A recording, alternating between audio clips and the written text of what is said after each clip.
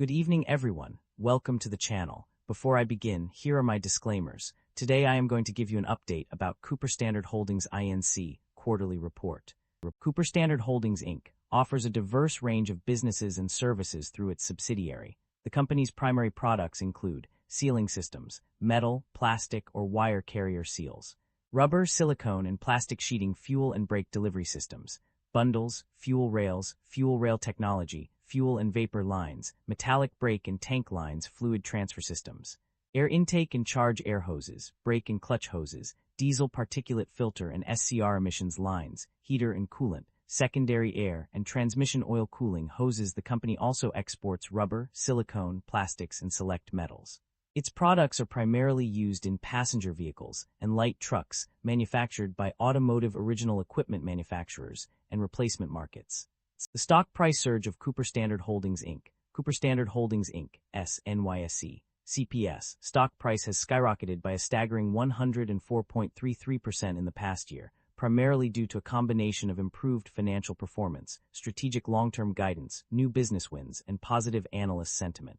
The company's return to profitability, ambitious long-term targets, expansion into electric and hybrid vehicle markets, product innovation, successful cost-saving initiatives, and potential debt refinancing have all contributed to its impressive growth.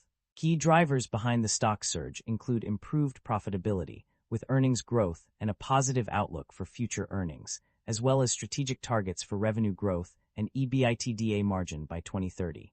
The company's expansion into electric and hybrid vehicle markets, particularly through collaborations like the Renault Emblem project, has also positioned Cooper Standard as a key player in eco-friendly automotive solutions. Analyst coverage has been overwhelmingly positive, with an average rating of moderate buy, driven by anticipated margin expansion from new business wins. The company's successful cost-saving initiatives and potential debt refinancing have further contributed to its improved financial performance. While recent short-term fluctuations have occurred, the underlying fundamental improvements have driven the stock's impressive performance over the past year. The primary drivers of revenue growth or decline can be summarized as follows. Revenue growth is primarily driven by the increase in global light vehicle production, which rose by 3% in the first 9 months of 2025. Additionally, stronger household consumption in Europe and steady economic growth in China supported revenue growth.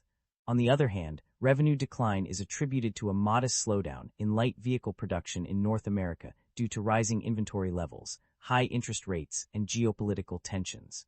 Ongoing changes in U.S. trade policy, including significant tariffs on imported goods, also contributed to revenue decline. Furthermore, weak domestic consumer demand in China and persistent declines in property values and increasing public debt in the country also negatively impacted revenue. Overall, these factors highlight the importance of global economic trends, trade policies, and regional market conditions in driving revenue growth or decline for a company. Net income and profit margins overview. The net income of Liveline Technologies showed improvement, with a decrease in losses from -$1.3 million to -$0.4 million for the 3 months ended September 30, 2025. And from -$1.7 million to -$1.4 million for the 9 months ended September 30, 2025. In contrast, net income decreased for other companies by $7,644 in the 3 months ended September 30, 2025, and by $118,960 in the 9 months ended September 30, 2025. Profit margins also showed mixed results. The gross profit margin improved from 11.1% to 12.5%, while operating income margin improved from -3.4% to -0.6%. However, sealing systems experienced a decrease in both gross and operating income margins, while fluid handling systems saw an increase in its gross profit margin by 12.3%. The company is generating a significant increase in positive operating cash flow, indicating a strong financial performance. In 2025, net cash provided by operating activities reached $8,197, a substantial improvement from $1,647 in 2024. This trend continued through the 9 months ended September 30, 2025, with operating activities generating $8.2 million in net cash. These figures demonstrate a notable increase in the company's ability to generate cash from its core operations, suggesting a healthy financial position. The company's debt level and interest expenses have undergone some changes in recent years. In terms of debt level, there has been a slight increase.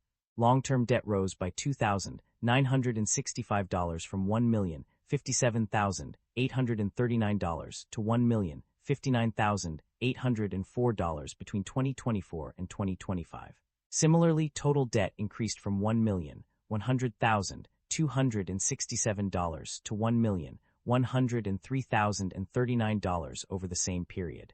However, interest expenses have shown a mixed trend.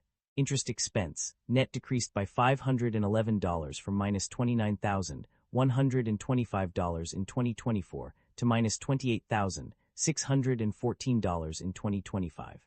On the other hand, cash interest payments increased by $12.4 million. The amortization of debt issuance costs into interest expense may also be contributing to changes in interest expenses. Overall, while there have been some fluctuations, the company's debt level and interest expenses remain relatively stable. Management is cautiously optimistic about the company's outlook, anticipating a moderate increase in global production of approximately 2% by the end of 2025. However, they acknowledge potential short-term challenges due to trade policy changes and supply chain disruptions. To mitigate these risks, the company is adapting its strategy to changing market conditions and maintaining disciplined capital spending. Despite industry uncertainty, management believes the company's cash flows will enable it to meet ongoing requirements for the foreseeable future. The company's financial summary reveals that it has engaged in share buybacks. Specifically, records indicate that the company purchased its own shares on 2 separate occasions, as documented on page 50 and page 56.